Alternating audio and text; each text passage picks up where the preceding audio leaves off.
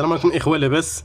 اليوم بغيت نعرفكم على واحد الضيف اللي فعلا تيستحق اننا نديروا عليه حلقه. من زمان وانا بغيت ندير عليه حلقه، ولكن اليوم جاب الله واحد السبب انا غادي نعرفكم عليه. هذه تنظن ما كاينش اللي ما كيعرفهاش، الزريعه ديال القرعه، خضراء منقيه هكا كتجي الزريعه ديال القرعه. ودابا اجي نهضروا على هذه الزريعه ديال القرعه. هذه الزريعه ديال القرعه من زمان وانا عارف عليها انها عندها واحد الفوائد كثار، من بينها المشاكل ديال الضعف الجنسي لدى الرجال، من بينها البروستات، المشاكل ديال البروستات والامثله كثيره. ولكن صراحه ما كنتش عارف الاهميه ديالها 100% حتى اليوم جا عندي واحد السيد قال لي واحد 10 درهم ديال الزريعه ديال القرعه. فاك بديت تنعبر ليه، قال لي ودي راه سمعت عليها قلت له فعلا راه كاين راه كتعالج تيقولوا الناس، انا ما جربتش. تنقز واحد السيد شاد النوبه، يعني مازال تيتسنى انني نسر به، قال له ودي غير خذها على حسابي، ها واقع ليا مع هو عاودنا واحد القصه هي اللي غادي نحكي لكم انا اليوم. هاد السيد كان مريض عنده مشاكل في البروستات اللي تيعاود على حسب الفم ديالو هو، ما خلى فين مشى وما خلى تحاليل، ما خلى دوايات، ما خلى حتى شي حاجه، يعني تيبقى عنده الحريق ديال البول، عنده الحصير، عنده بزاف ديال الحوايج، لا حياه في الدين. المهم هاد السيد اللي تيعاود انه تكرفص الدوايات والتحاليل والفلوس كتخسر بزاف ديال الحوايج، عطاه مؤخرا واحد النوع ديال التحاليل دارهم ما كاين حتى شي حل، بقى هكاك المشاكل. واحد النهار وين نصح واحد السيد قال له ودي سير هذيك الزريعه ديال القرعه راه فيها وافيها ديرها. قال لك خدمت بهذيك الزريعه ديال القرعه، نورمالمون هذاك الانسان اللي تيكون مريض وحاس بالحريق وحاس بمشاكل ديال الحياه اللي قلتي لي كيديرها، لحقيتاش اصلا هو صافي بغيت يتفك من داك المشكل. قال لك مشيت عييت من داك الالام، مشيت قال لك وانا ندير هذيك الزريعه ديال القرعه واحد المده ديالها تقريبا ما بين 25 يوم وشهر على حسب الفم ديالو هو التقليدي ديه هو.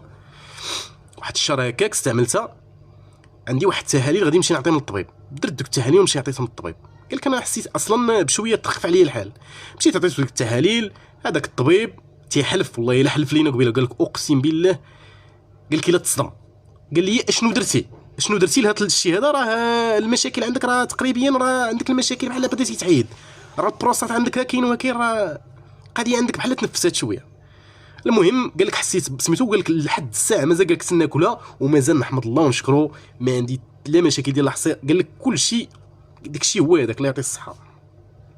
هذه كانت تجربه ديال واحد السيد عاود لنا قدام المحل، وقلت انني نحكيها لكم على عسى ان شي واحد كتعرفوا مريض مشاكل ديال البروستات، الضعف الجنسي، بزاف الامثله كثيره ديال سميتو. انا غادي نقول لك غير القليل منها. الزريعه ديال القرعه انا غادي نعاود لكم منها غير القليل اللي تقدر دير. الزريعه ديال القرعه خضراء، فين ما لقيتها، انا ماشي من الضروري انك تاخذها من عندي انا، فين ما لقيتها خذها، انا غادي نقول لك الفوائد اللي تقدر تعالج لك. استعنت بالضيف طال لقيتاش الامثله كثيره ما يمكنش نحفظهم كاملين.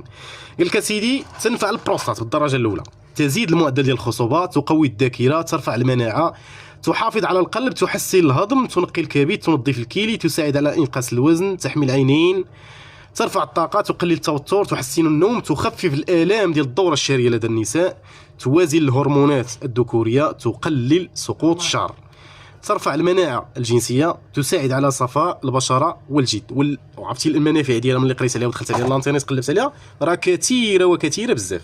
يعني كنصح اي واحد عنده نوع من المشاكل هادو انه يستعملها، يجرب واحد الشهر ولا هكاك، ربما تقدر تفيدو ونكونوا سبب اننا داوينا واحد الحاجه، حيتاش الالام والحريق ولا اله الا الله ما تبغي مثل شي واحد. تنتمنى انني نكون فتكم اليوم. اخوكم يوسف يعزكم في الله، تلقي الجايه ان شاء الله. الله يعاونكم.